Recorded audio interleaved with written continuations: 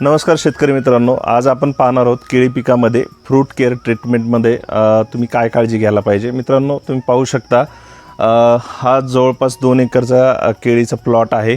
भरपूर ठिकाणी तुम्हाला दिसत असेल की या बांबूच्या साह्यांनी याला सपोर्ट दिलेला असेल केळीच्या झाडाला।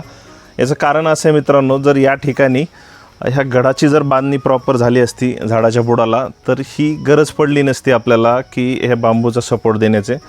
जेव्हा झाड कमळ टाकते त्यावेळेस जर आपण पूर्ण कमळाची डेव्हलपमेंट झाली, कमळ कट केल्याच्या नंतर जर आपण घडाची बांधणी अशी पॅरल झाडाच्या बुडाशी केली तर ह्या जे घडाचं वजन आहे हे वजन हे बुंद्यावर झाडाच्या जातं, त्यामुळे झाड झुकण्याचे जे चान्सेस आहेत ते कमी असतात।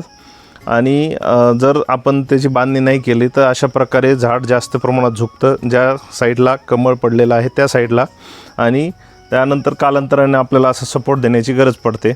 जर या ठिकाणी बांधणी प्रॉपर वेळेवर झाली असती तर हे अशा प्रकारे आपल्याला सपोर्ट देण्याची गरज पडली नसती। धन्यवाद।